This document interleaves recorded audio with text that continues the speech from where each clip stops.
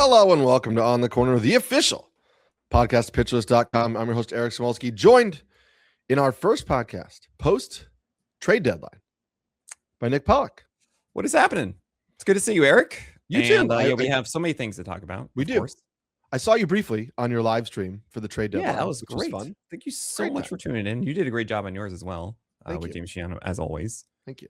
It's so funny to me that it's you and James because these are two of my favorite people who are not officially part of the writing staff here at Pitcherlist. So it's great. Yeah, it is. It's been fun doing that with James. It was fun hopping on with you and Paul for a little while. Then had to do some dad duties, but it was a very eventful trade deadline. A lot of fun. We're going to go through, obviously, as we do, the pitching matchups for this weekend and next week. So this will give us a chance to kind of talk about some of these new look rotations and how things are shaping up. So we're not going to belabor any points. We're going to dive right in.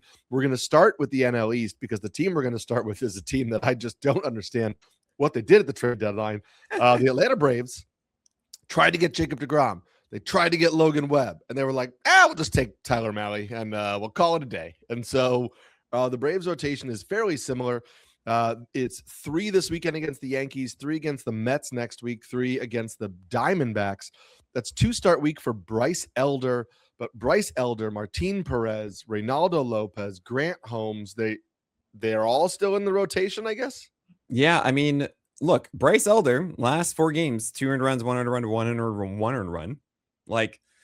It's not as if Bryce Elder has been the worst thing ever. He had this stretch 5, 3, 2, 6, 8, 5, 3.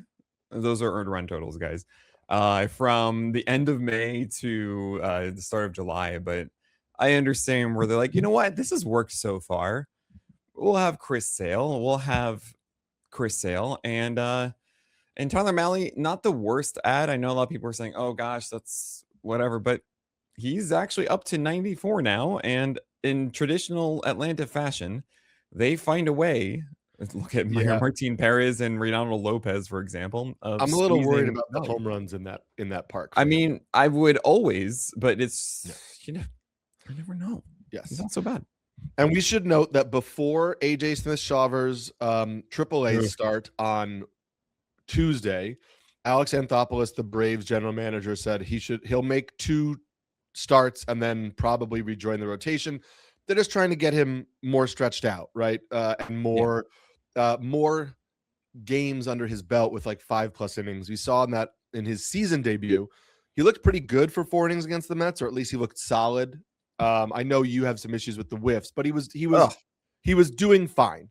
And then he got fatigued because it's his first. He's coming off Tommy John and he hasn't pitched deep into games, and so I think you're going to get one more start from AJ Smith-Shawver, and then he is, in my opinion, going to join the rotation. I just think he's a better bet than guys like Grant Holmes, Martin Perez. Grant Holmes has pitched out of the bullpen before. You can move him there. So I'd expect, Mahle in the rotation, Smith-Shawver in the rotation. But, you're going to get another week of these guys where you're obviously starting Chris Sale.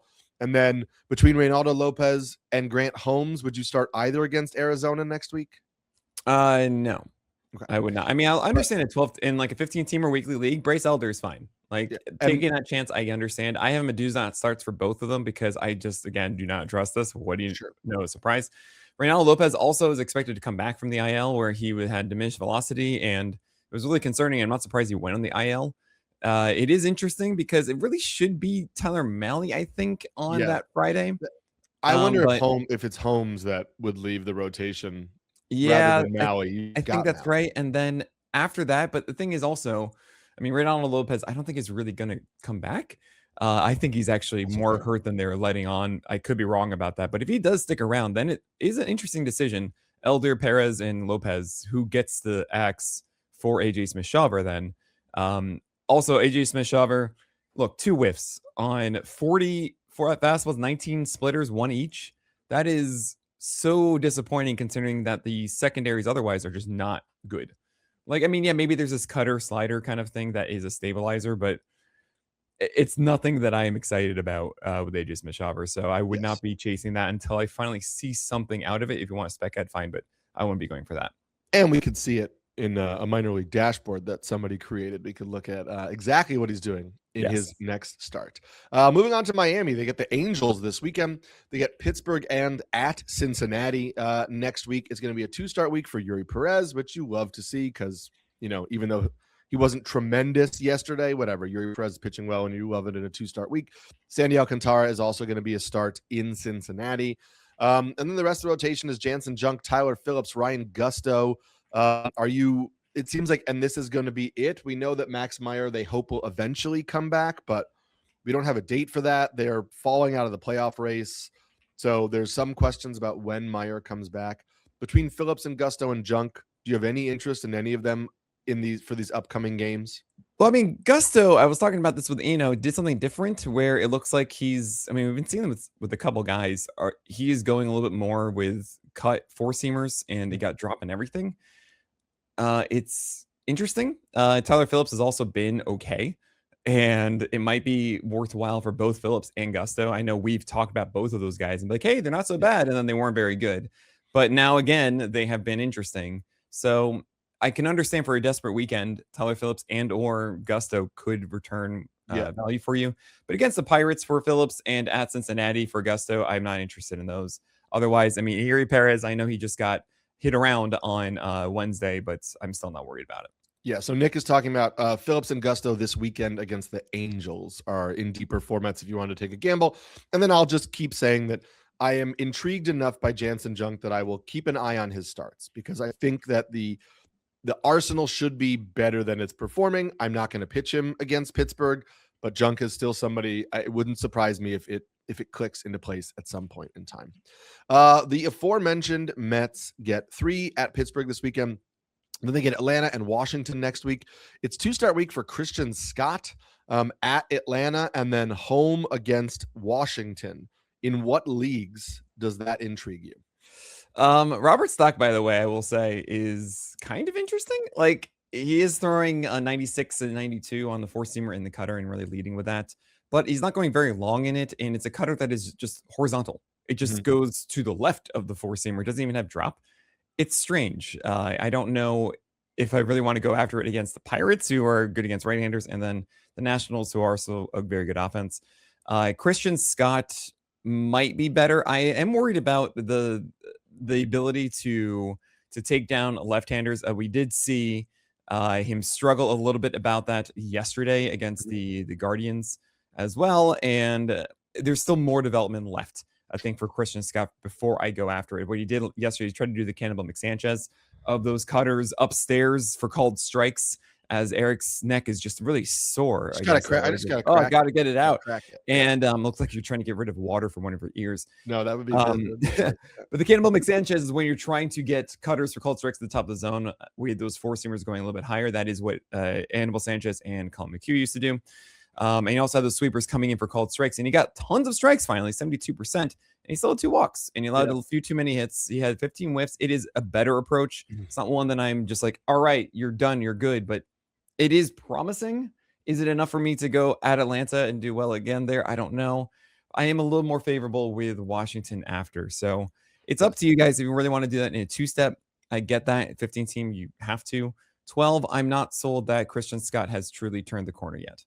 I do want to point out, we've talked a lot this year about the Nationals matchup, and we should just note that Curtis Mead, Luis Garcia were traded at the deadline. James Wood has been put on the IL with an oblique injury. Really good point. And so that Nationals lineup, as currently constructed, is not the Nationals lineup that was producing so many runs for the vast majority of the season. I appreciate that. I'm actually going to change things because of that. I am going to put Sean Manaea into the questionable now for that one, as guys have been struggling to hit his 4-seamer, and he is throwing 91, 92 now, which is a little bit more interesting too. So maybe even Robert Stock there could be a little interesting.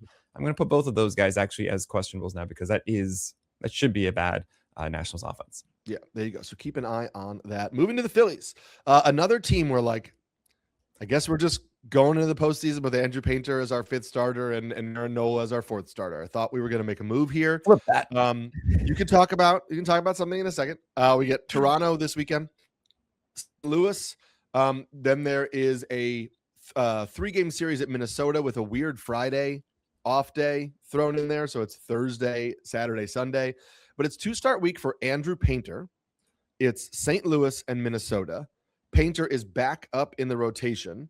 Now, he spoke very publicly about realizing after like getting hit around in AAA that he needed to zone his secondary pitches far more often, that he was throwing them outside of the zone. He was trying basically to only get chases, but people weren't offering. And so he had to come in the zone with the fastball, and the fastball was getting hit.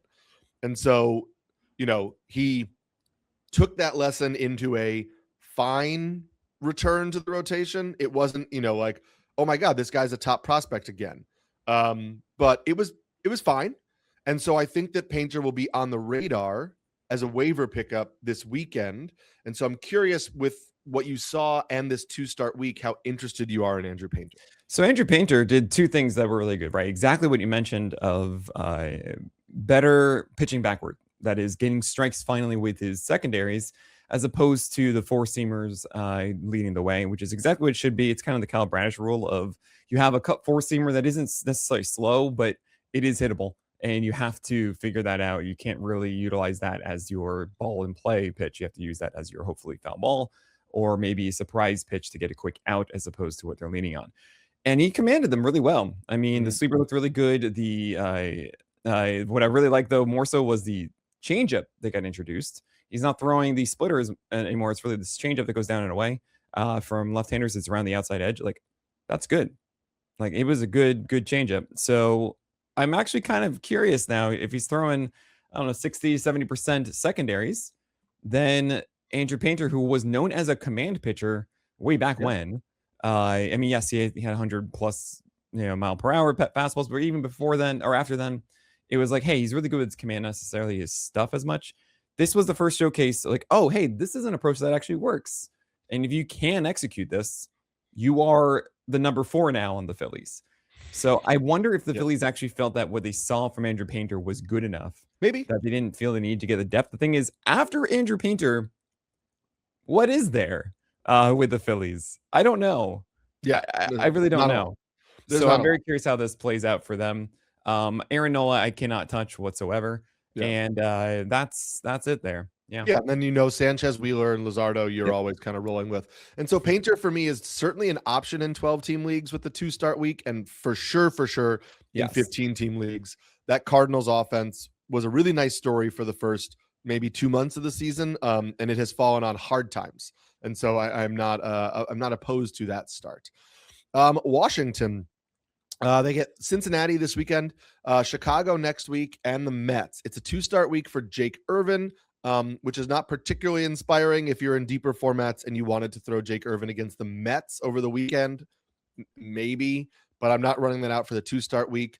I wanted to talk to you about Andrew Alvarez, because he had his longest start of his major league career in his last start.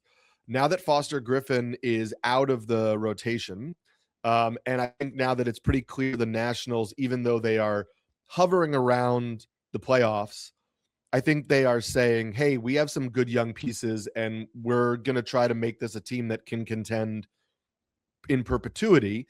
And so I think we might start to see them push Alvarez deeper into games, try to get a little more out of him. He has had some intriguing swing and miss stuff throughout the year, but he hasn't pitched deep into games, and the command is iffy. But I'm curious, if we see Andrew Alvarez with a longer leash, is that something that intrigues you at all? So when you say longer leash, are you saying innings or pitches? I'm thinking,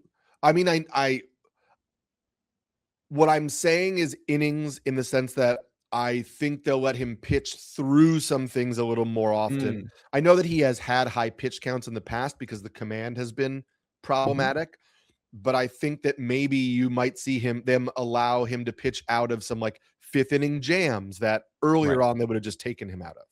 Yeah. So Andrew Alvarez finally did go 6.1 innings. It was only a second time of going at least 5 in full. He won 5.2 before, so first one at 6 or more. However, the pitch count was right in the average of what we've seen of the range that we've seen, around like low 80s, essentially 82, I think it was. So that isn't as encouraging as I thought it was initially. And it's a common makeup of two secondaries that get whiffs, the curveball and the slider, with very hittable fastballs. Does not have that changeup like you normally would see with a southpaw too. So he's more of that supinator, that spin guy, than he is that pronating type. And it can work for some strikeouts. We have seen like 22% strikeout rates this year for Andrew Alvarez, but I think the fastballs are just too hittable. He's not that efficient pitcher yet. And yes, they'll push him more, but it's not necessarily the kind of guy that I would want to go for. In 15 teams, maybe if you are really trying to find some strikeouts, he could find himself getting 6 innings at that strikeout rate. Otherwise, when I look at this Nationals team, I see Kay Cavalli, who's really pushing up into close of the absolute auto start tier, which actually I think I'm going to push Kay Cavalli into for the Reds at the very least. You have Jake Irvin, who is kind of interesting again. I mean, he's throwing these cutters that are harder. He had a successful 5.1 inning game last night with 7 strikeouts. With 7 whiffs and 3 strikeouts. I don't want to overlook the fact that he's throwing a 90-mile-per-hour cutter now, which is a tick and a half more than it used to, and he's throwing it 24% of the time. He's getting strikes on that. He has this curveball that used to be amazing, and with a 24% swing strike rate at 82% strikes yesterday. That is on Wednesday. Don't want to overlook it. But yeah, at the end of the day, I mean, it was 200 runs, 3 Ks. Like, he didn't have a good put away rate, 23%, but he did get to a lot of 2 strikeouts. Yeah. So the way I see it with Jake Irvin is just pay attention. Don't necessarily go after it. If you are in a desperate situation in a 15-teamer, I would think about Jake Irvin.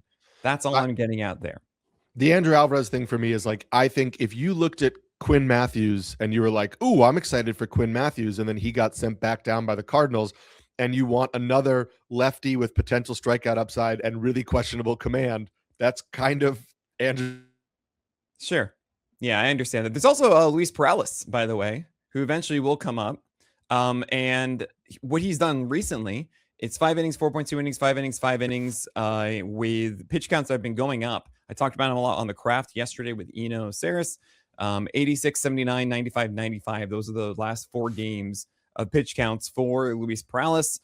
And if you don't know him, he throws 98 and 99 with 4-seamers with 17 inches of vert. However, he does have a generally high arm angle, so it's not really like the most deceptive one. 11% swing strike rate, but think of him kind of as a Logan Henderson type with a changeup that can miss a lot of bats. It is a 23% swing strike rate on that changeup across the season. He can throw it against right-handers too, and then you have a cutter that is a big strike pitch for him, 62% strikes. It is 92, 93. And the big question has been with Luis Perales, can you stop walking, guys? It's a 13% walk rate on the season. Even in those 4 games I just mentioned where the pitch counts are going up, 5 walks, 2 walks, 5 walks, 2 walks. So expect him to come in eventually. There is Trevor Williams coming back soon. Do not care. Never Trevor. And otherwise it's Miles Michaelis. So I got to think that once the rookie eligibility is good for next year, which I believe is around August 17th, there, then you'll have Luis Perales appear with the Nationals. He's someone to watch. And we are going to jump to the NL Central after this break. And we are going to start jumping through things a little faster than we did, which is, we're going to run a little long here on this podcast, as is known. The Cubs, we got 3 against the Royals, 3 against Washington, and 3 against St. Louis. We are going to see Kevin Gausman and Clay Holmes make their Cubs debuts over the weekend. Also, Clay Holmes gets the Royals over the weekend, gets St. Louis next week, at Seattle, the start after that. I know Clay Holmes has been floating out there in a lot of leagues because he was on the IL with the fibula issue. I think that run for Clay Holmes with this Cubs defense behind him of Royals, Cardinals, Mariners, he'd be one of my priority ads if I need pitching and he's on my wire. I don't think you're going to get a ton of strikeouts, but I think the ratio should be solid. I think that Cubs defense will vacuum up ground balls, and 6-inning stints for Clay Holmes feel very likely. So if you're in a quality start league in particular, I think that he could have tons of value there.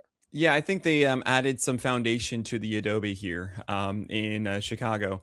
And really, it's so funny. I was doing these for some reason, and I love it, that Toronto called me twice on the radio on Friday. No one place else, just Toronto last week. And they were about, okay, cool. Who are the trade deadline guys, right? It was 1050 and it was Sportsnet. And I kept saying, like, every guy, I was like, oh, the Cubs are a good fit. The Cubs are a good fit. I felt like I was saying that, but it was really just Kevin Gausman and Clay Holmes. Both are guys that are very BABIP oriented and reliant, where Kevin Gausman does not walk guys, and Clay Holmes throws a lot more sinkers than he used to even now. So this is such a good fit for both. I absolutely agree with you, Eric. Clay Holmes is a really good fit for this team and could be better than a questionable start next week against St. Louis. I might even push him up into probable as long as I like what I see on Saturday. It's a still ill, but he did throw 73 pitches in his final rehab start that everyone watched at Brooklyn Cyclones. And I should have been there, Eric. We should have been there. And we weren't. It's fine. But otherwise, I mean, you have Javier Assad and David Peterson also against the Nationals next week. And I just upgraded them from do not start to questionable start based on what you said about that lineup, which is so true. That is a much worse lineup now. And with Peterson actually throwing sinkers and four seamers where he wants to for once, it is working out in his favor to be that 6-inning low ratio quality start guy.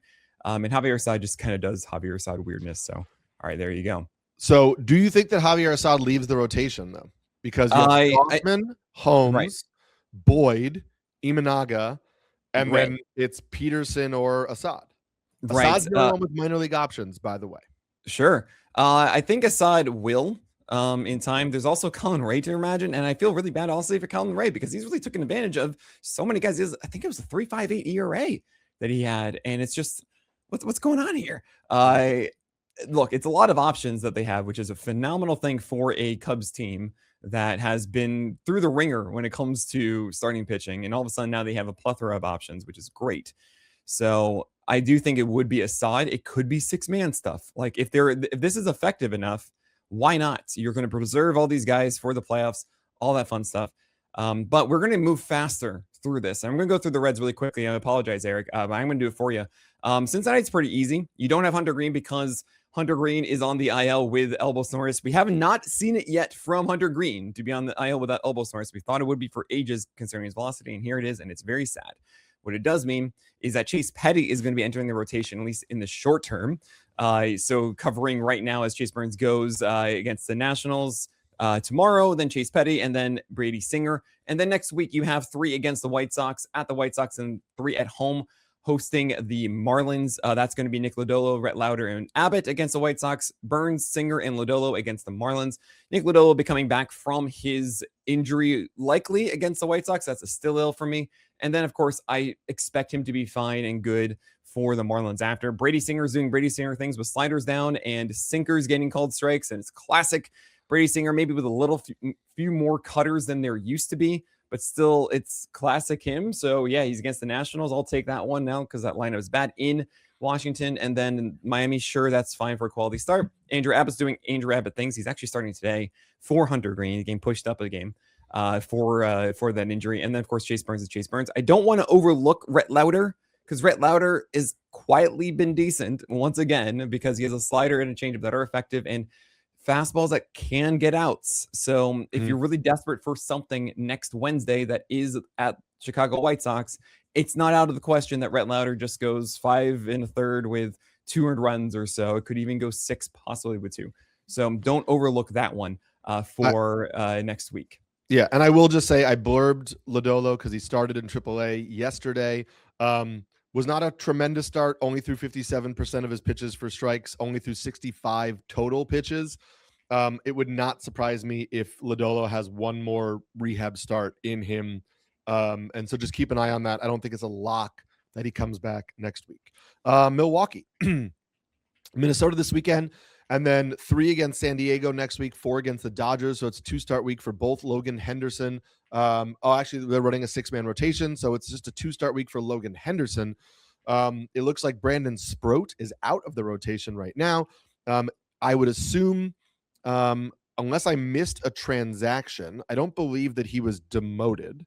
And so yeah, it's really right he now. Was demoted. Figuring out what is going to happen with this. They did demote Brandon for the option. They demoted Sproat. So we're still thinking there may be some sort of piggyback situation with Drohan and Gasser, but it would have to be Chad Patrick or Bryce Wilson. So those guys could operate as as per usual. But Drohan and Gasser both get the Dodgers next week, so they would be starts that I would particularly avoid.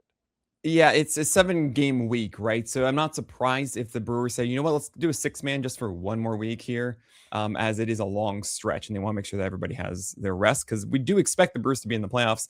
And let's be honest, Mizorowski, Henderson, Harrison, May is a really good 1 through 4. I think that a lot of people were angry at the Brewers for not offering enough for Skubal. They did offer a good deal, and the Tigers just wanted a pitcher in River Ryan instead. But what I do see here is Gasser is not terrible right now. He's actually looking all right and executing enough, and he gets a poor Twins lineup. And then you also have Drohan today, or sorry, rather on Friday, also getting them. I like both of them there. I think ultimately Drohan does win the position over Gasser. I think these 2 games right now are really going to dictate that, honestly. And maybe we'll see what happens with the Dodgers, but as that would be necessarily like playoff hinting. But otherwise, I mean, I think you're just starting all these guys through. Dustin May and Henderson are right now as probables. I might even upgrade Logan Henderson to an auto against the Dodgers just because he's been that good. Yeah, and Henderson auto against the Padres for sure. Moving to the Pirates, Carmen Mlodzinski is back in the rotation because Mitch Keller has gone on the IL. They have the Mets this weekend, Miami and Boston next week. It's 2-start week for Paul Skeens. Are you starting? But actually, I do have some questions about, are you worried about Paul Skeens? Because there's I mean, I am a hand little wringing bit about just Paul because, you know, we do it. Yes, the velocity is down on the 4-seamer. Now, Eric, I got to tell you, Jake Crumpler has done such an amazing job with the SP roundups, covering me for the weekends. And go and read his breakdown of Paul Skeens last weekend. It's incredible. It's essentially its own article, is just that top bit. It's longer than even my leads. And what he really highlights is the fact that Paul Skeens' 4-seamer is getting the exact same results as last year. But there are 2 differences. One, obviously the velocity, and 2 is the location. He's actually getting it better, you could say, upstairs more. Now, what that does do is it does mean that the other pitches in his arsenal are reactive to something else. It is not as fast, and it is also not in the it's less deceptive, you could say, because the 4-seamer is having different kind of separation, and there isn't a massive amount of vert on that 4-seamer. So it does mean that guys are possibly picking up the other pitches more, and everything else has like a lot more hard contact to it. So look, if you're not throwing 98 and you're throwing 96 and change, that's a 2-mile-per-hour difference that really eases the at-bat for hitters and allows them to adjust more, right? I personally think that once he gets the splinker working again and properly, then you're actually talking about old Paul Skeens. That to me is really what was the difference maker, where you have this really hard 4-seamer and then you have the splinker that looks just like it and is also really hard, and that has not been as effective. Do I think that Paul Skeens is just donezo? No. I think what's actually really interesting is most of the time when it comes to prospects, I get really excited, not when they first come up necessarily. I mean, of course I do. It's once they go through their first wave of adversity and succeed after, right? Skeens has never had it. He's never had it before. So once we actually see Skeens excel after this, I'm in. For other guys, just to go past this quickly, we have 47 pitches in the last game for Mlodzinski, so don't expect him to go long against the Mets, nor against the Marlins. Bubba Chandler is throwing this hard cutter now, I want to say, at 93, and it's fine. It's good. It's a strike pitch, but that means you have to execute the 4-seamer upstairs to actually get your whiffs, and he's not doing that. And same thing really with Jared Jones. He's just not throwing that high 4-seamer and getting those whiffs on it yet, and it's really annoying. Last game was really low 4-seamers, and that's not fun whatsoever. And Ashcraft, I'm not too worried about. He is getting away with a little bit on lefties, and he still needs to figure them out just a bit, but you're going to start him against the Marlins. Yep.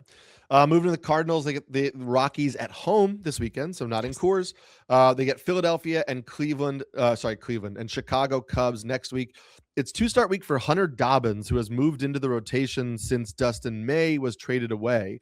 I'm curious, in any leagues, are you interested in adding Hunter Dobbins? It's not a great 2-start week, Phillies, Cubs, but he is in the rotation and it is 2 starts. Okay, so have you spent some time looking at Hunter Dobbins, haven't you? You must. Okay, tell me what you saw, because I'm just, I will admit, he lives in my head rent-free right now. Not as much this year. I was obviously more locked in on him. Sure. Previously when he was with the Red Sox. Did you see his last start? It's okay if you didn't. I mean, you can't watch everyone. I saw some of it, but not enough. I saw like Okay, two. so Hunter Dobbins, if you guys are not aware, you didn't listen to the craft yesterday, you didn't hear me like jokingly write about him in the roundup on Tuesday night. Hunter Dobbins is now throwing a cut four seamer, like a proper one that is a negative horizontal of like -2. And his start on Tuesday was one of the most textbook, beautiful pitch separation games you can imagine, of four seamers with this cut action getting inside to lefties, and then curveballs and splitters down and away gorgeously to left-handers. And then you have cutters and sliders and actually away four seamers with that cut to right-handers, just completely down a line. The only thing I would improve there would be more sinkers inside properly to right-handers. But it is a way different Hunter Dobbins. I mean, I think before we were thinking of him as like, yes, these are all pitches and they're all generally average and like that could work. Maybe like slight above average here and there, but it's never been this polished, like, oh man, okay, cool, I'm going to do this, I'm going to do that. It's just kind of, here's my things and I hope this works. This is actually like, all right, I've gone to the lab. I see the montage of the architect making all the things with a ruler and going this and this and that, you know, and all the piece of paper thrown into the trash. And he finally looks back and goes, oh, I've got it. Like, that's what it felt like on Tuesday night. I don't know if that's going to stick, but I am so intrigued by this from Hunter Dobbins, especially with that defense in that park. So I am so curious. Hosting the Phillies next week and then at Cubs, that could be much better than we've seen so far for Hunter Dobbins, or it could just blow up because it was just one start. Yeah, I'm intrigued in deeper formats. I've had some shares in 15-team leagues, and I don't love this 2-start week, but you know, you might need to. So, but that's a decent add. Another team that I thought should have added at the trade deadline is the Diamondbacks. They have 3 against the Dodgers this weekend, 3 at home against the Rockies next week, and then 3 at Atlanta. As of right now, they're expected to get Michael Soroka back in the rotation at some point next week. He threw Tuesday. Before that start, Diamondbacks manager Torey Lovullo said that he expected that Soroka would only need 1 rehab start. Now, he threw 57 pitches. He threw 37 of those 57 pitches for strikes. He went 4 innings. So even if you do get Soroka, you're probably getting Soroka around 70-ish pitches in his first start off the IL. So even if that came against the Rockies in Arizona, it just doesn't have the same amount of upside that you would want generally. But listen, Soroka's been good this year, and if he's back and stretched out on a potential playoff team, that's still a valuable pitcher. I think that you and I are both in agreement that what Brandon Pfaadt is doing right now is real, in the sense that he is really becoming a command pitcher who will help ratios because he is inducing weak contact and filling up the zone, but the strikeouts are almost all gone. And so that's tough in his next 2 games against teams like the Dodgers and the Braves, where like, what is the upshot of starting Brandon Pfaadt in those ones? Yeah. And then I'm curious if you had thoughts on Mitch Bratt's last outing. So Mitch Bratt is hilarious to me because I cannot get this out of my head that Mitch Bratt just throws these pitches and he goes, Bratt, like it's just a shotgun blast of a lot of things. I mean, that's what I would be doing every time. Sure. But this wasn't that necessarily. This was curveballs and sliders actually being back foot like beautifully against right-handers. I mean, it was kind of insane how effective these were. He didn't get as many whiffs as you would think. Only 40% strikes also on the slider and just 11% whiffs. That is 2 over 19. But they worked. They were very, very effective. They got 3 outs on 3 balls in play with that curveball. And it did mean that the 4-seamer up and away was along that tunnel and was also effective at 76% strikes and a 36% CSW against right-handers. Now, I don't know if this is that good. Like, I talk about guys that go high 4-seamers with low breaking balls to right-handers from the left side a bit, like Connor Prelip comes to mind and Reed Detmers comes to mind, and those guys have better breaking balls. This slider is kind of more like a cutter at its movement. Mm-hmm. And honestly, the velocity difference of like 91 to 87 also suggests it. I mean, I'm not joking. It's 10 inches of vert here. And like a 3-inch difference of horizontal. Like, this is not a big change here. So not effective for that reason. He should be treating it more like a cutter and getting up and in. And this is the best command I've also seen from Bratt as far as actually executing a game plan, even though the changeup is still like really bad. He cannot get that thing down as I want him to. So I'm not really buying this one. This was against the Padres, who are not an exceptional offense against lefties. It is Rocky Road next, as you mentioned.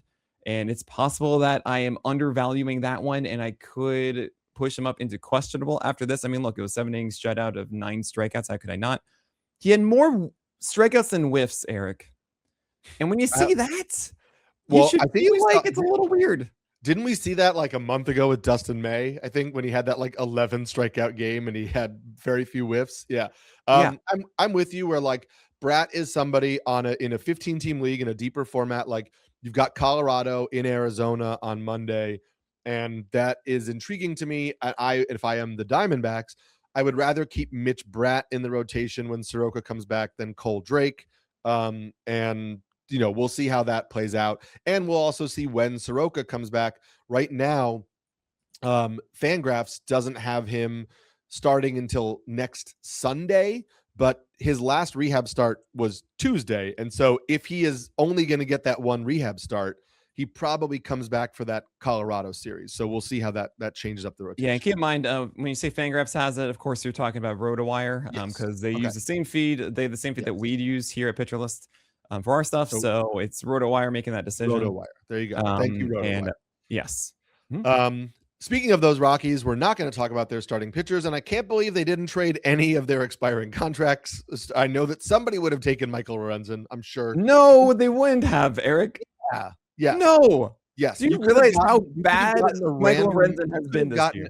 An 18-year-old playing somewhere in the Florida Complex League. No. For Lorenzen. I disagree.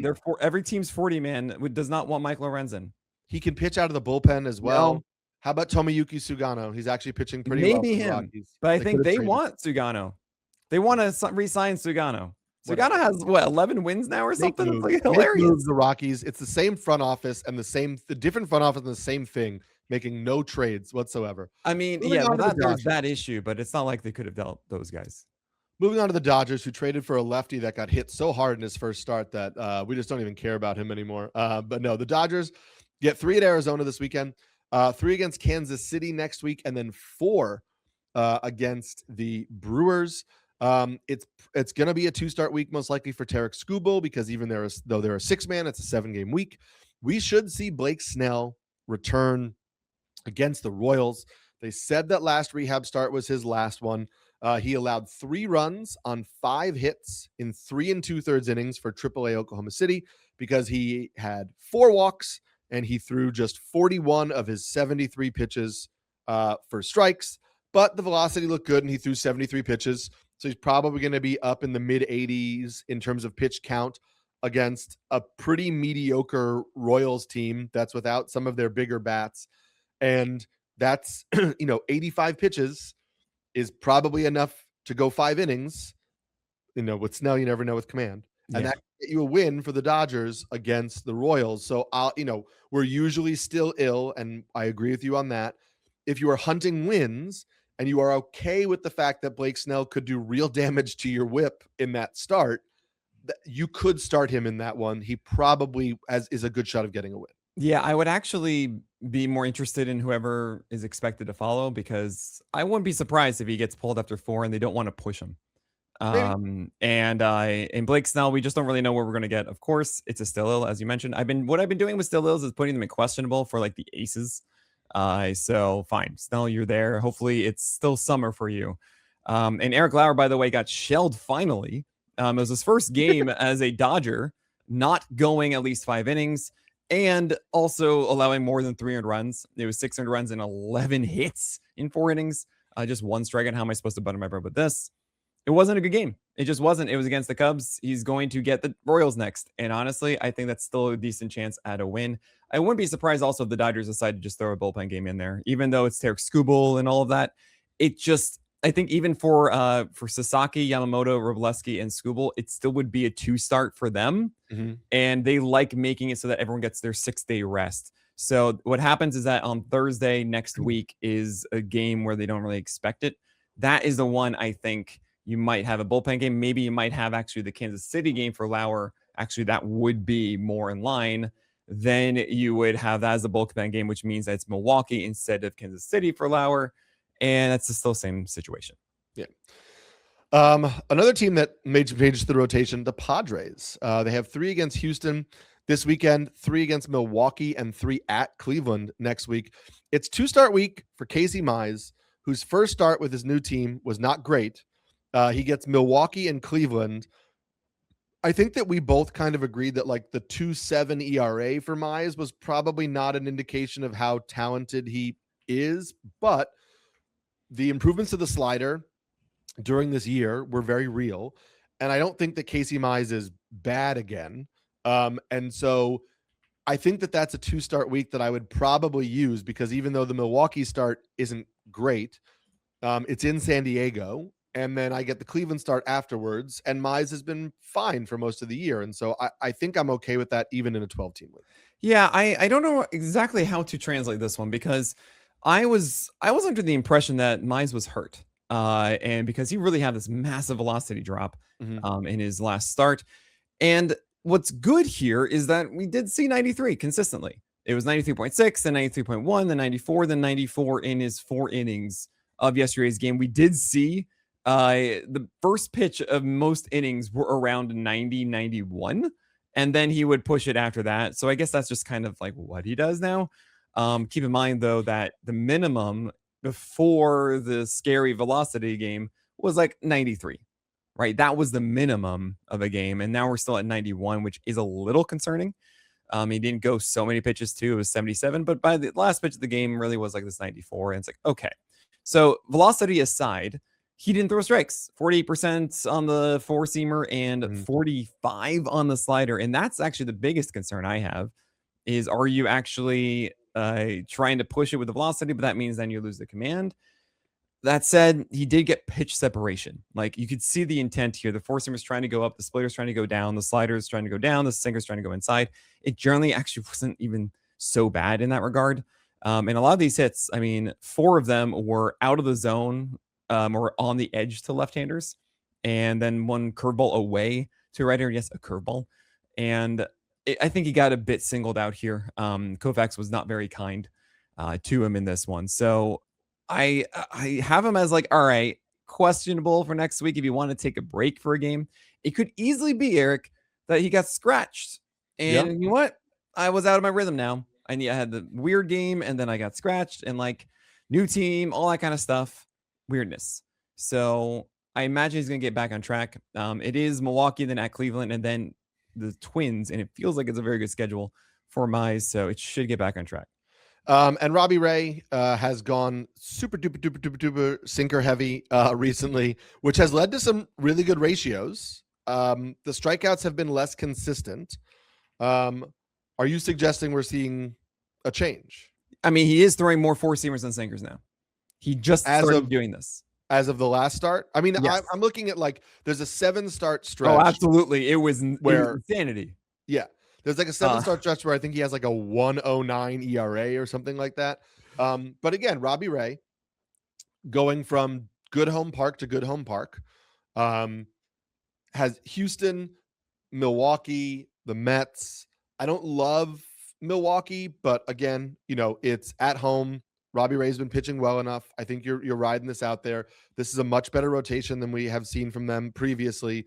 We should also just note, on the news front, there was a lot of concern after Nick Pivetta left the rehab start. He then threw a bullpen immediately after the start, and then they said today he had a very normal day of recovery. There's some time left. There's like maybe 3 weeks left before we even see Pivetta. So who knows how that elbow is going to respond. But it seems like we may still be on track to get Musgrove and Pivetta back in this rotation by September. Musgrove, obviously, it's been a really, really long time since we've seen him on the mound. I would be more intrigued by Pivetta if we can get a clean rehab start or 2 under his belt before he comes back. Right. So I will mention one that Robbie Ray 2 starts ago started to finally throw more of those more 4-seamers than sinkers. 33%, 31% after 4 games of like averaging 10%. It was bonkers to me. The slider has come down massively though, just 2% thrown in his last game. I don't love that. I want him to get that right-handed slider back, and I think that's one of the bigger elements now left. So I am encouraged by this. Also, the Padres, I mean, honestly, Robbie Ray, Michael King, Casey Mize, and not so bad. Yeah. I mean, they did what they needed to do at the deadline there, especially if Mize is okay. And you have Bueller and you have Vasquez who are going to be replaced. Vasquez did just have a good start finally, but it's not one that I'm buying whatsoever. Michael King is driving me up the wall. He has not found any sort of consistency across his arsenal.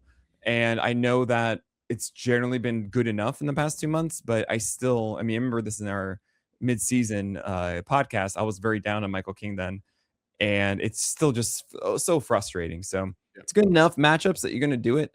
But yeah, I understand. Like, guys, if there's something really good on the wire in your 12 teamer, like, yeah, I'm okay dropping Michael King right now because he is a hipster. Moving on to San Francisco before we wrap up this long NL segment. But they're 3 against Detroit, 3 against Houston, 3 at home against Colorado. It's 2-start week for Blade Tidwell. And I wanted to ask you that it seems like we are going to get both Blade Tidwell and Carson Whisenhunt in the Giants rotation now.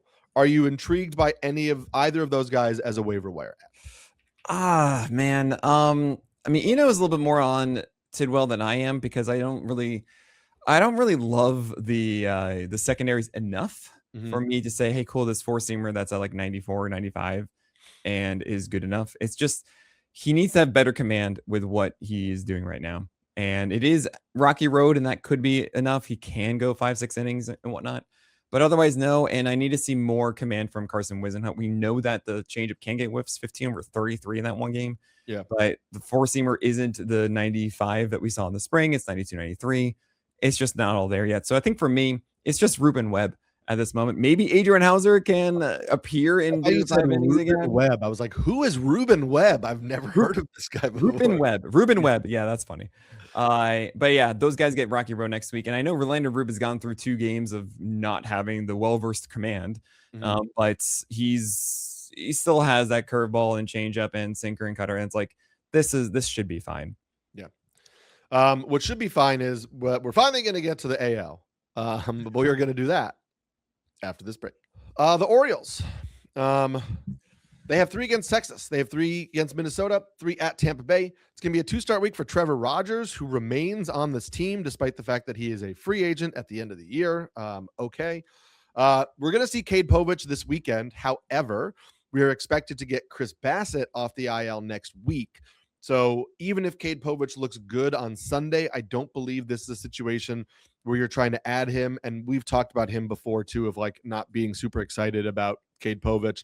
So this is probably just a 1-start stretch for Cade Povich. And then, we kind of know this rotation. Brandon Young and Shane Baz, they're pitching well enough that you can stream them in certain matchups, like Baz against Texas this weekend. I can see it if you need to. Minnesota without Byron Buxton is an offense that maybe you can attack, but they're not like the most exciting pitchers out there. Yeah, I am a little curious about Povich because he is leaning more into that changeup now. And that's not really what we saw before. He could be that kind of swatch type with a curveball incorporated. And yeah, Trevor Rogers, I still feel like they should have dealt him, but I think they're trying to re-sign him, I guess. I don't know. I hope Chris Bassett doesn't push away Cade Povich, though. I mean, that's really the thing that I care about the most. Otherwise, this is run of the mill. It has to I mean, I guess it doesn't have to happen. But the Orioles are 1 game out of the playoffs right now. Mike Elias has said we are competing. So I think that is the mindset of a team that is going to bring a veteran and put him in the rotation rather than a young pitcher who has not performed. Yeah. Okay. But I'm not saying you're wrong that they should. I know. Oh no, absolutely. I'm just like, yeah, all right. Good luck. And here we go to the Red Sox, who after trading away Connolly early, not adding any starting pitching pieces at the deadline, are going to continue with Patrick Sandoval as their number 5 starter for the foreseeable future. Garrett Crochet has started throwing. He was throwing up to 60 feet. You're still looking at maybe like the middle of September for Crochet to come back if things go well. Tanner Houck has started throwing live batting practice and is going to go on a rehab assignment. I think Tanner Houck is a best fit on this team, maybe as like a piggyback option to Sandoval. Like he pitches like 2-3 inning stints out of the bullpen. But Brian Bayo has looked really good in a bulk relief role, and so that's kind of working for them. And then all of this is basically status quo. I mean, like Sonny Gray, Ranger Suarez, Peyton Tolley, Jake Bennett, they're pitching well enough that you're throwing them against basically everybody. And then we just talked about the number 5 starting situation. So there you go. I mean, Ranger Suarez hopefully gets back into his groove. He just hasn't really gotten there yet. Yeah, and that's, some injury connections are related in there as well. The Yankees, they have Atlanta this weekend, Seattle and Toronto next week. It's 2-start week for Ryan Weathers. We are starting to see Carlos Rodon face live hitters. So, he hasn't gone on a rehab assignment yet, but he will eventually be working his way back. So, Max Fried, Garrett Cole, Cam Schlittler, you're just auto starting. And we want to panic every time Cam Schlittler has a bad start. And sure, it's, his first full major league season. Maybe there will be some tired outings at some point. You're not worried, though. Will Warren had a pretty good start against the Cardinals last night. I'm curious if you believe that that's the Cardinals offense is really struggling, or, you can trust Will Warren next week against the Mariners. I mean, Will Warren did show up with his changeup. And I think that's one of the interesting things that we saw in the previous game. And he is trying to do more of it. It's 27% usage again against the lefties, got 25% swing strikes, so 4 whiffs on 16 thrown. That is better Will Warren than what we have seen throughout the year. But the sweeper is still not like there. It's a 43% CSW. That's great, but just 14 thrown is a little underwhelming. We did see more curveballs as well, 73% strikes. The way I see Will Warren is like he's been four-seamer sinker for a full year at this point, and it's been a little tepid. It's been just, okay, you're getting through this.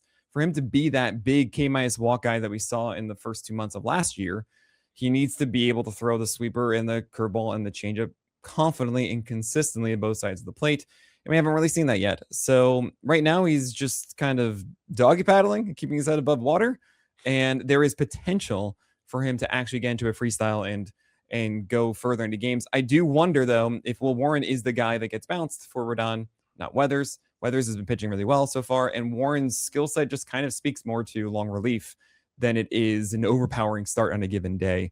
So it's something to monitor to see if he can really adapt and really get the changeup and sweeper, really both breaking balls back.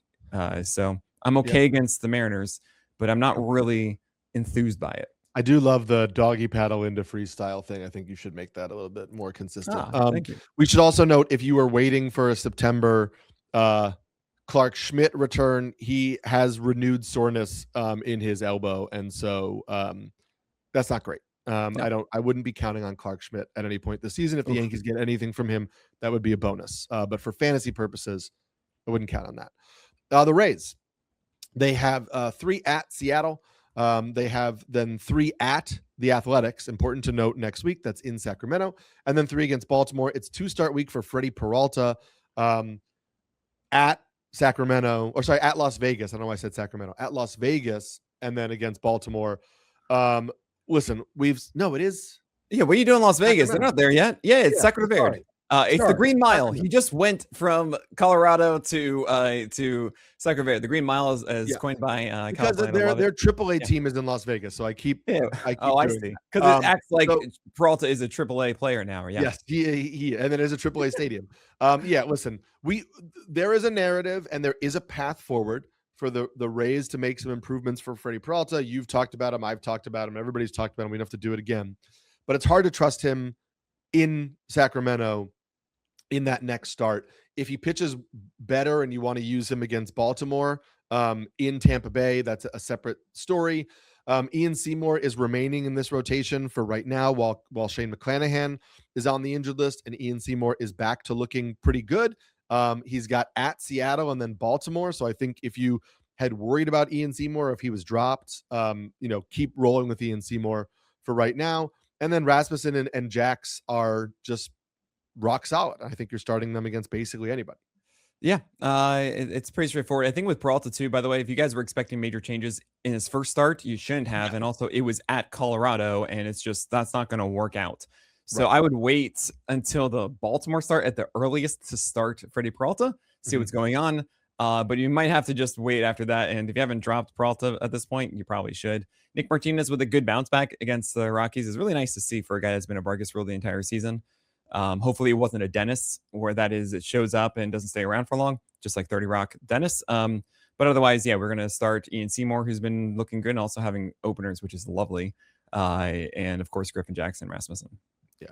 The Blue Jays, they have Philadelphia this weekend, then 4 games against Boston and 3 against the Yankees. So it's a 2-start week for both Jameson Taillon and Dylan Cease. I know you have been a Jameson Taillon fan in the past. He is now in the Toronto bullpen. It's a 2-start week. Sorry, Toronto rotation. It's a 2-start week. It is not a great 2-start week with the Red Sox and the Yankees, but in a 15-team league, do you think that because of what he's done for us in the past, you are okay adding Jameson Taillon? Did you know he had 16 whiffs last night? 16.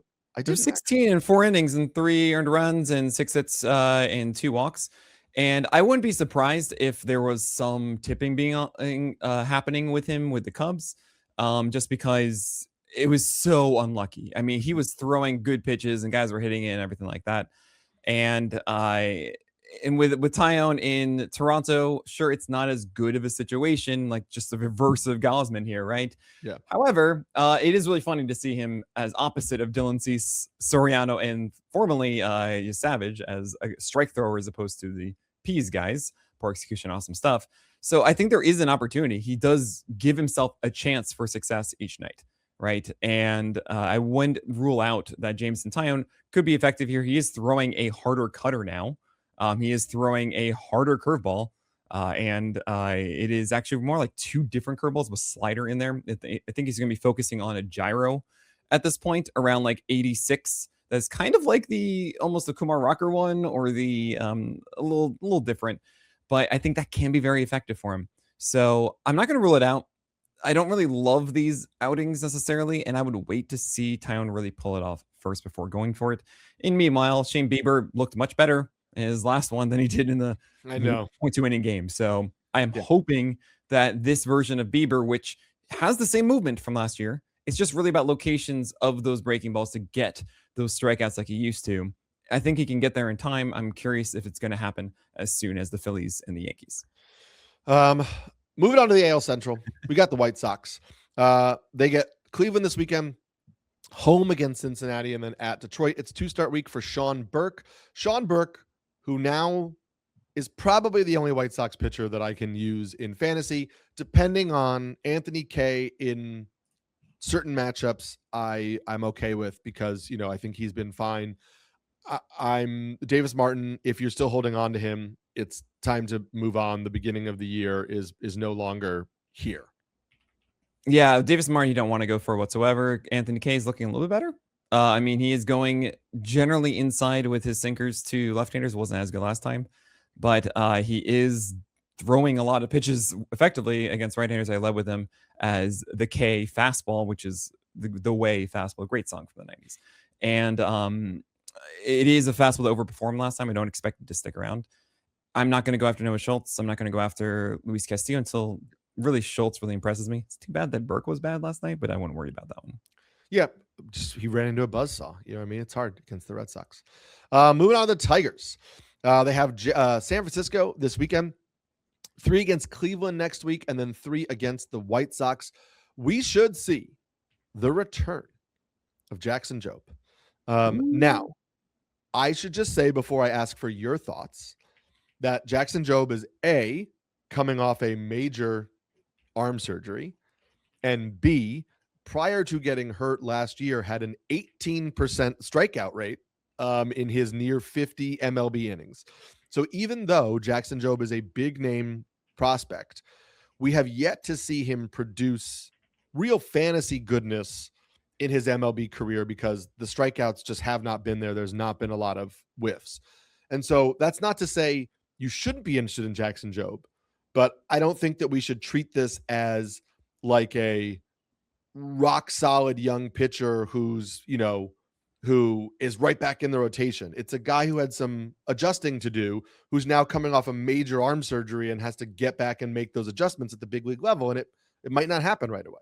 Right. So what we have seen is just under 70 pitches in his last rehab start. It was an A+ ball, 10 whiffs, 5 Ks, 4 innings. Nothing here is really showcasing that, oh yeah, he's so dope and like he is the best thing ever again, right? So I hope so. I really do. I mean, 26% K rate in 15 innings and 5 rehab starts, fine. But it's not a lock, right? And if I have him as a questionable just because it's exciting. In general, I would say treat it like a pilot rule. Prospects initial line often terrible.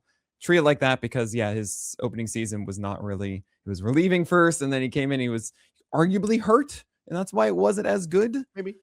But right, this is a guy who has that potential. I mean, it's easy for us to put him in the Bubba Chandler and Jared Jones bucket, and it's kind of funny at this point. I mean, maybe he is in the Bubba Chandler bucket. Yeah, right. I think it's worthwhile very much as a spec ad.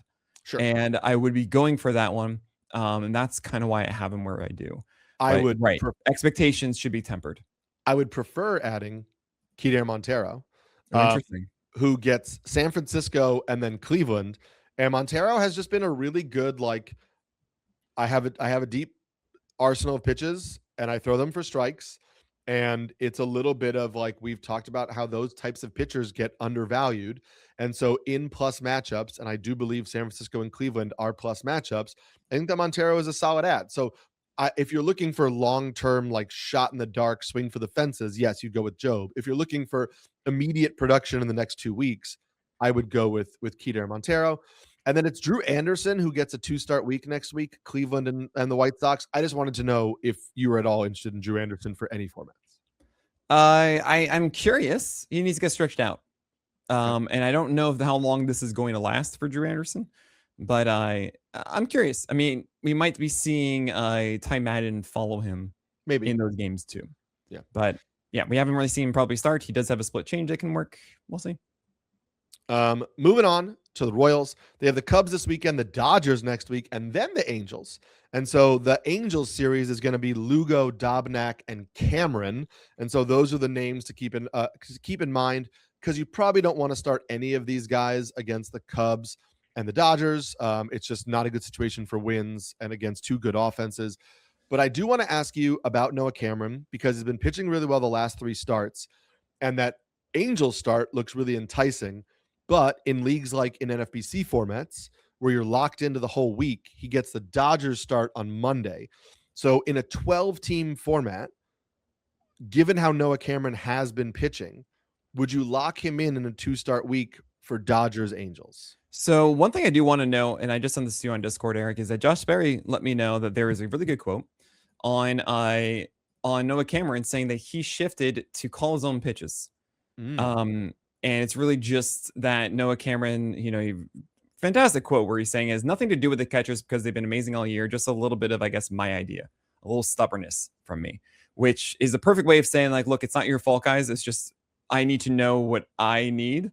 And I love this. I feel like more guys should be calling their own pitches, and he's actually done well since doing that. So there's something to be said about that. Obviously, the increased velocity is there, but we've now seen not just 1, not just 2, but we've seen 3 games of Noah Cameron look fantastic. It is 0-0, 1 earned run, 7-8-8 when it comes to the inning totals. 8 strikeouts, 7, 9, 17 whiffs, 15, 17. His 4-seamer is harder. It's at 93 to 95 now. It's kind of cool, Eric. He's getting his command back. It looks like the good Noah Cameron from last year, better even in some ways. I'm down. I'm going to go for it because I don't feel like this is just a flash in the pan for Noah Cameron. Is it going to be the best start against the Dodgers? No, probably not for Noah Cameron, but I'm still going to do it. Give it a go. The Twins, they have Milwaukee this weekend, Baltimore and Philadelphia next week. It's 2-start week for Dean Kramer against Baltimore and Philadelphia. You don't want to do that. And then we should just note, Joe Ryan went back to Minnesota yesterday, Wednesday, for a lower body injury. Yeah. This almost seems like you're getting another, hey, post-trade deadline, Joe Ryan is either going to get hurt or start pitching poorly. And I think we're going to see Joe Ryan on the IL. That's a prediction. That's not a report, just so we know. But that would take Joe Ryan out of this rotation. And he's really the only guy that you can trust right now. Taj Bradley, we know, has his moments, and you kind of never know when the command is going to be there. And when it is, he can certainly pitch well against any of these teams. And so if you wanted to take a gamble, fine. Connor Prelip is somebody that I think you and I are both still interested in as a pitcher. And in that Baltimore game next week, I maybe could take a gamble in like a 15-team league, but I don't know that I could start Connor Prelip over the weekend against the Brewers. Yeah, I understand that. Connor Phillip, we're just wondering how he's going to progress. His secondaries were much better last time. Really sad about Joe Ryan. I remember writing him up being like, I'm terrified because you are seeing now the lower velocity and all that kind of stuff. And it's just, it did not look good in the last one. And yeah, I mean, Taj Bradley it's just chaos. Dean Kramer could be worthwhile in your 15 teamers. I'm going to throw that out there. The cutters have actually been well located. It just hasn't been a really good package so far. And you could really see the frustration after he was yelling at Pete Alonso, like, are you looking? Like, you could see that there was just complete discomfort from himself. I think he was asking if there was a glare. Like, can you see? Oh, is that it? Can you see? Okay. Yeah. All right. Fair enough. It felt like he was just not. Yeah, he was calling out his teammate for a stupid reason.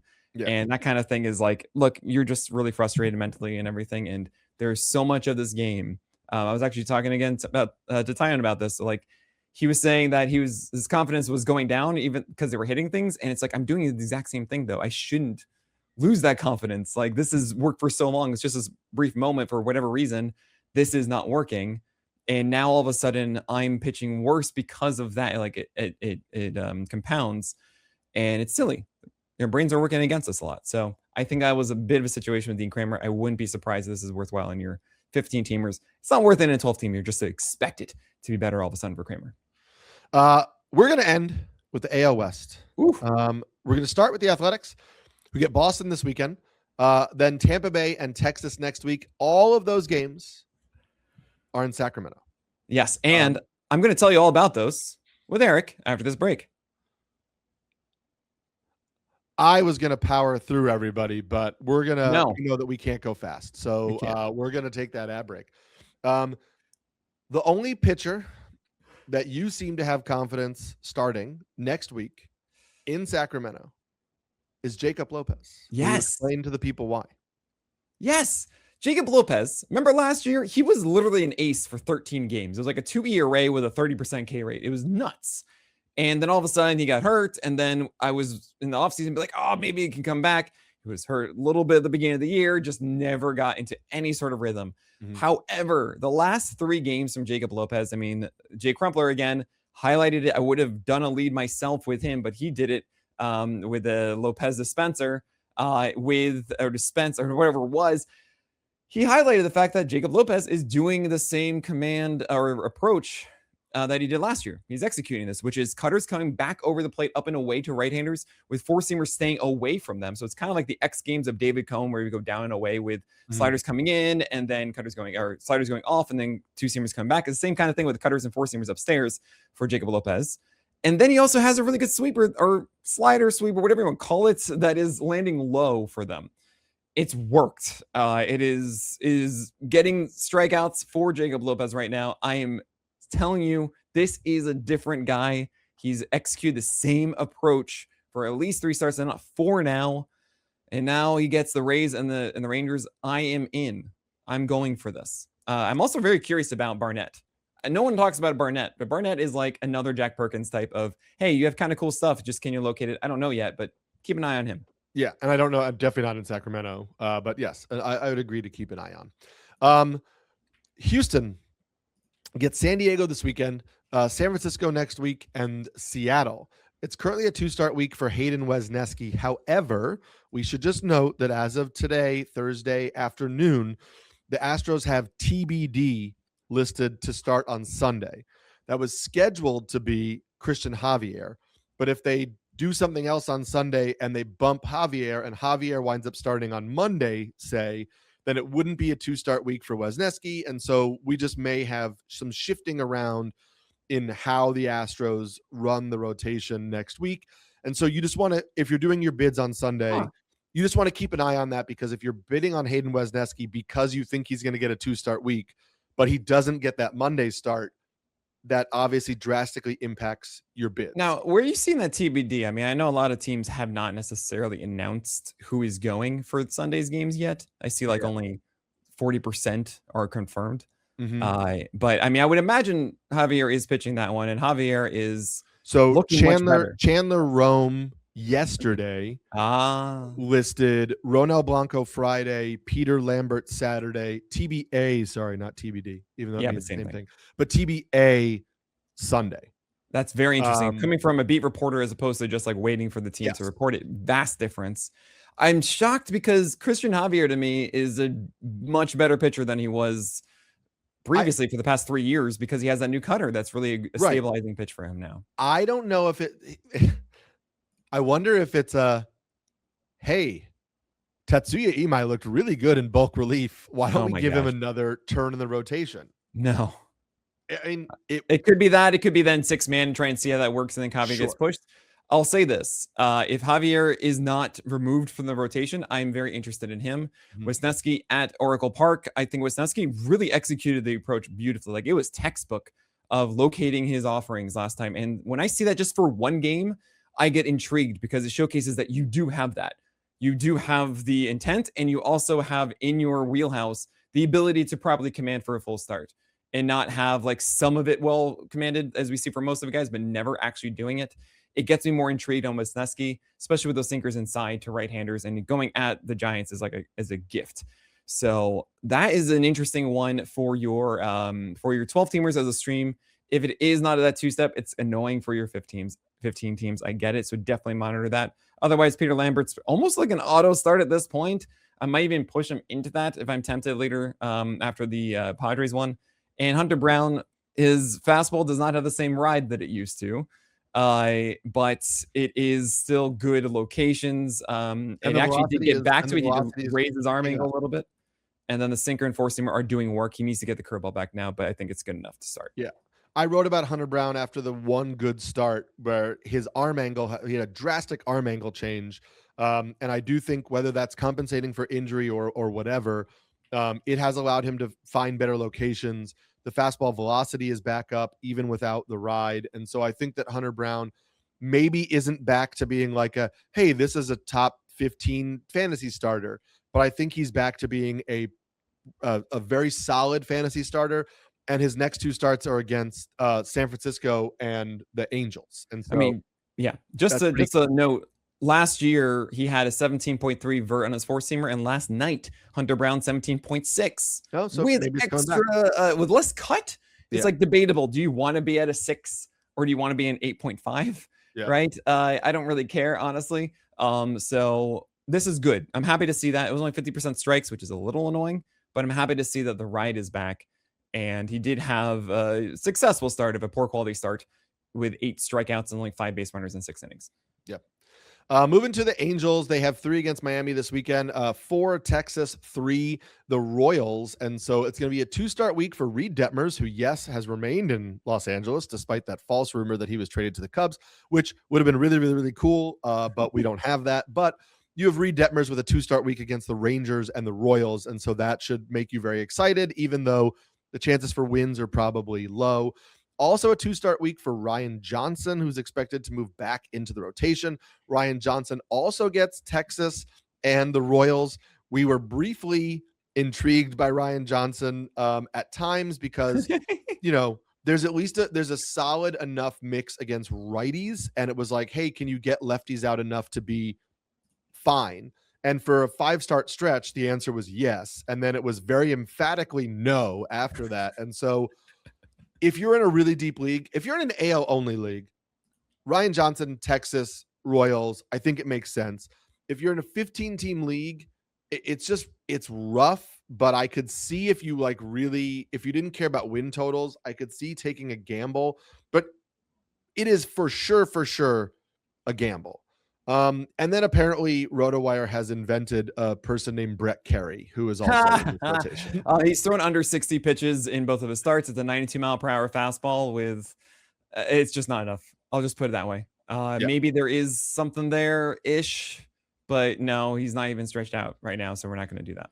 Keep an eye on George Klassen. He is a pitching Yes. prospect for the Angels, and the month of July was very good. Clausen is so good now. Yeah. I mean, this is what suggested, was that he's just throwing down the middle of the plate now. He's just glove in the middle.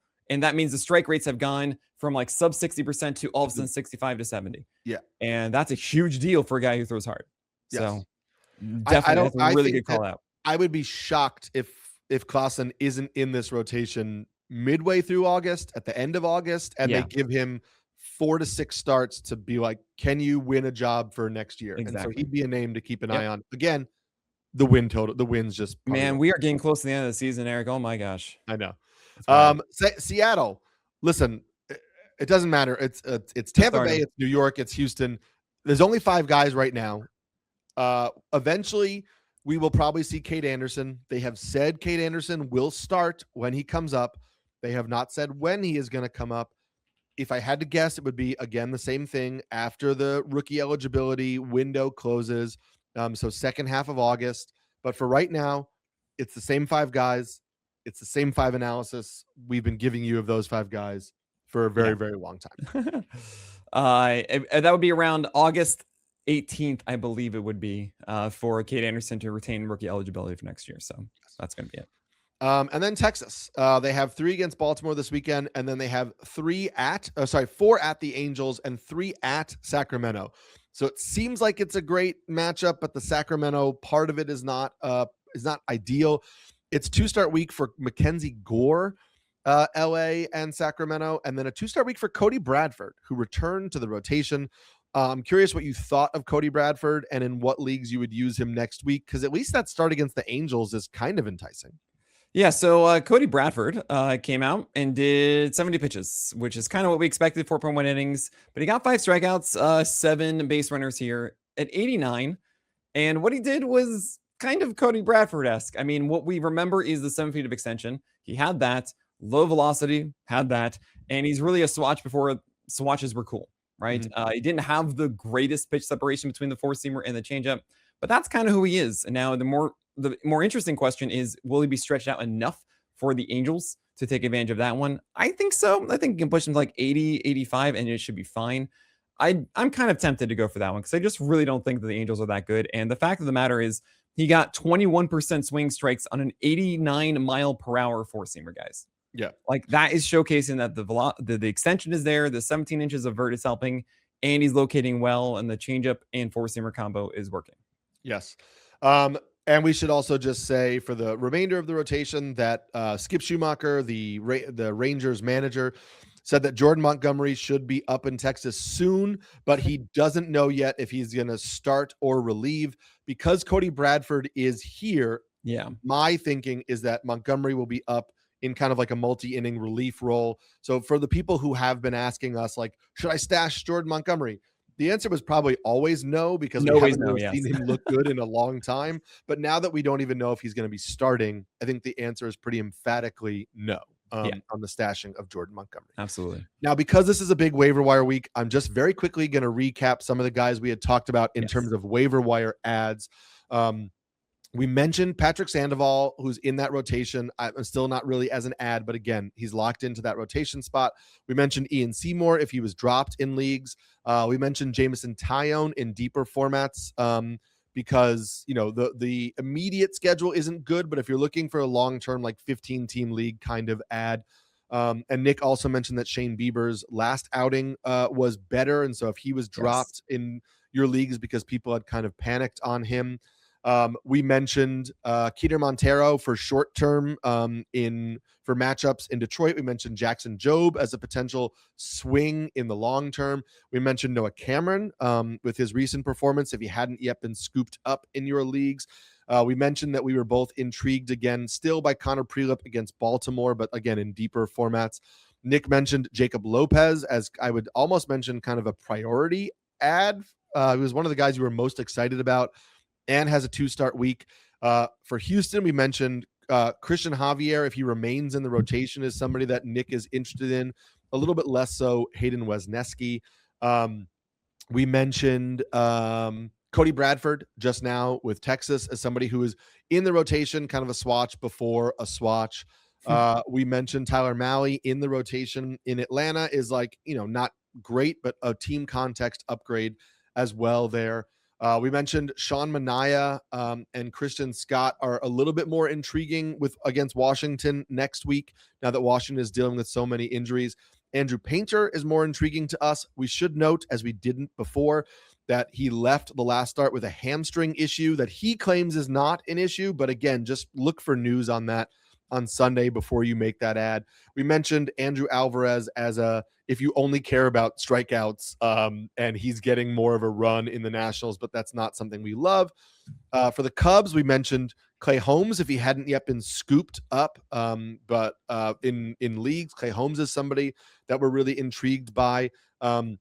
Nick said not to forget about Rhett Lauder for the Reds. He is locked into that rotation right now. For the Pirates, Carmen Mlodzinski is back in the rotation, but again, not fully stretched out yet.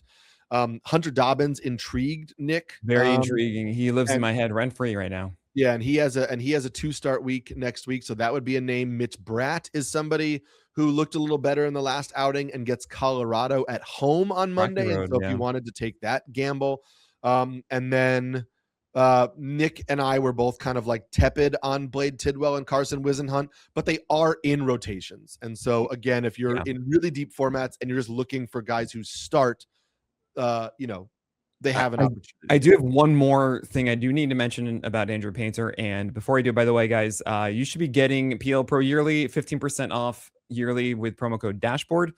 Then goal right now is next week. You are going to get my baseball dashboard inside of the PL Pro dashboard. Like the thing I've been using all season, I'm using right now during this podcast to analyze every single starting pitcher and quickly get amazing assessments on them. It's in your hands starting next week. It's our alpha of the PL Pro dashboard as we lead to 1.0 in March. And you guys pay for a year. You pay one thing and you get more later. So price stays the same and the product gets better and better with your support. Thank you guys so much. 15% of the promo code Dashboard.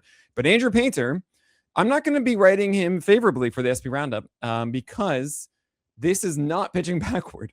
I didn't catch this before when we talked about 38% four-seamer usage, 40% overall, where sweepers and sliders were thrown 17 times total in this 63 pitches. Really just not it. The changeup was only a 53% strike rate. Not the Andrew Painter that we saw last week. So I'm less encouraged about the future than I was before, not knowing this one initially for Andrew Painter. So be careful going after that one. Be careful, but again, a reminder that it's St. Louis, Minnesota, and then St. Louis again. So St. Louis, Minnesota, St. Louis are his next three. So even if we are not as enthusiastic as we were before, there's still some minor intrigue and the matchups are pretty good. And so if you wanted to roll the dice, maybe the hamstring did affect him, but it's really about the approach that bothers me the most here. For sure. Thanks for sticking with us for this long one. Hopefully we got you as much information as you needed after the trade deadline, ahead of your waiver wires, ahead of the rest of the season. So hopefully this is good. We will not be going near an hour and a half beyond that. But so we're going to sign off very quickly now. I am Eric Smolsky, the Pelican. I'm Nick Pollock, the Line. And I'm going to go figure out this whole whitewashed microphone situation I got going on over here.